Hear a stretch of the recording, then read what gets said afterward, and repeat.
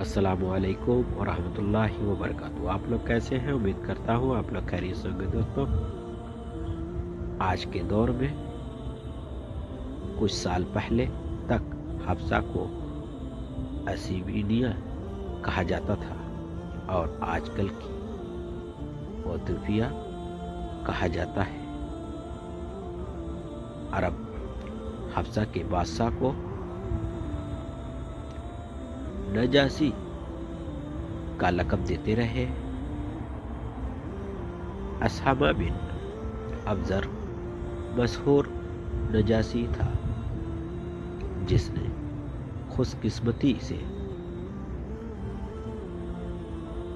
نبی اکرم صلی اللہ علیہ وسلم کے نبی بنائے جانے کا زمانہ پایا اور اسے اسلام کی دولت ملی۔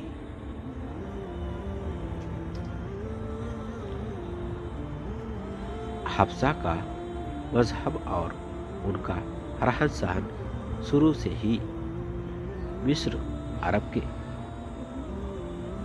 مذہب میں تمدن کا اثر اپناتا تھا۔ جب مصر میں عیسائی دھرم پھیلا تو حفصہ بھی عیسائی دھرم کی اور چل پڑا۔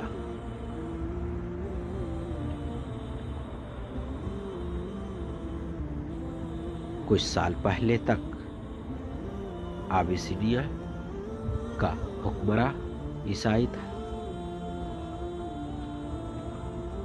یہ شخصی حکومت تھی۔ اسی حکمراں کا دعویٰ تھا کہ اس کے پاس رسالت کے زمانے کے بہت سے تبرک ایک لوہے کے صندوق میں حفاظت سے رکھے جن کو وہ دوسری جنگ میں اپنے ملک کو اٹلی کے قبضے کے وقت ہوائی جہاز میں انتہائی عزیز سمجھ کر اپنے ساتھ لندن لے گیا تھا۔ ابرہہ شاہی خاندان سے تھا۔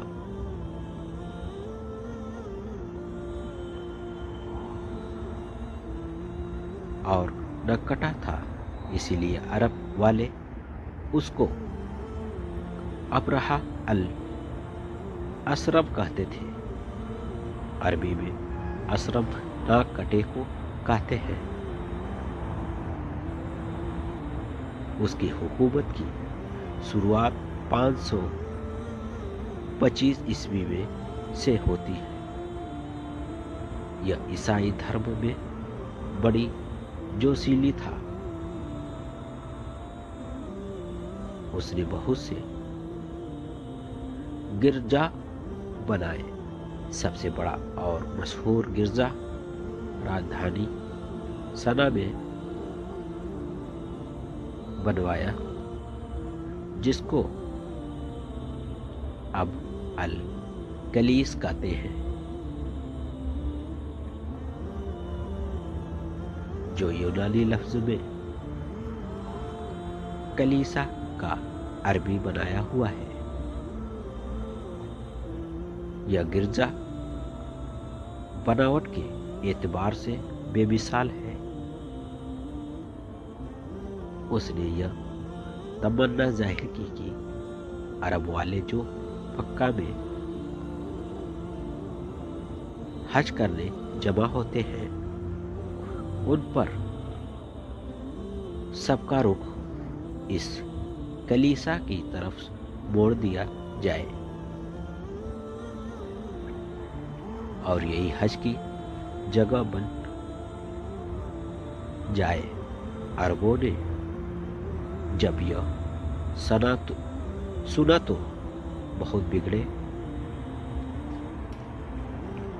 عرب کی تاریخی اسی گواہی ہے کہ تمام عرب بھلے ہی ان کا تعلق کسی بھی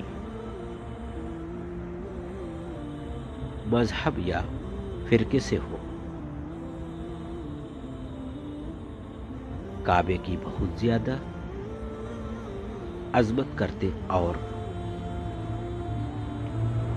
اپنے اپنے عقیدے کے مطابق اس کا حج کرنا مقدس فرض سمجھتے تھے، اور یہی وجہ تھی کہ خاص کعبہ کے اندر عرب کے الگ الگ فرقوں کے وہ 360 کی تعداد میں نصب کھڑے ہوئے تھے۔ بہرحال جب سنا میں ٹھہرے ہوئے کسی حجازی نے یہ سنا کہ ابرہہ نے الکلیس کو اس نیت سے بنوایا ہے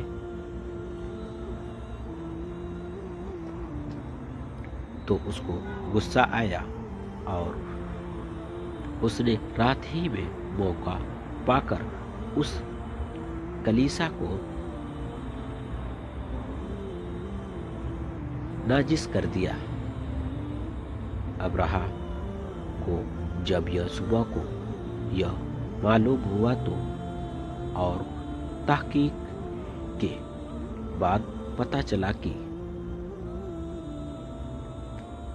یہ کام کسی حجازی کا ہے، تو غصے میں بے قابو ہو گیا اور گرجا کی بے حرمتی دیکھ کر غضب میں پیچ ہوئے تباہ کھانے لگا اور قسم کھائی کہ اب کعبہ کو برباد کیے بغیر چین سے نہ بیٹھوں گا۔ یہ ارادہ کر کے ابرہہ بھاری فوج اور ہتھیوں کی ایک تعداد لے کر مکہ کی طرف روانہ ہوا۔ یہ خبر تمام عرب قبیلوں میں ہوا پر سوار ہو کر پہنچ گئی اور تمام عرب میں اس سے بے چینی پیدا ہو گئی۔ سب سے پہلے یمن کے ہی ایک امیر جنل نے یمن سے نکل کر عرب کے الگ الگ قبیلوں کے پاس قاصد بھیجے کہ میں ابرہہ کا مقابلہ کرنا چاہتا ہوں، آپ کو چاہیے کہ آپ اس نیک مقصد میں میرا ساتھ دیں۔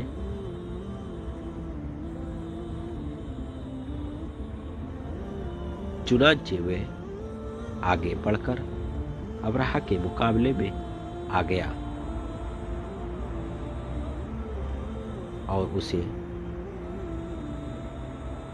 لڑا، مگر ہار کا منہ دیکھنا پڑا اور جنن گرفتار کر لیا گیا۔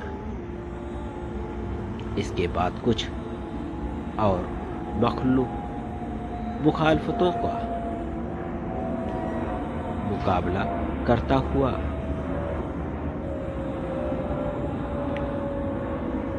مغمس کی گھاٹی تک پہنچنے کی کامیابی پا گیا۔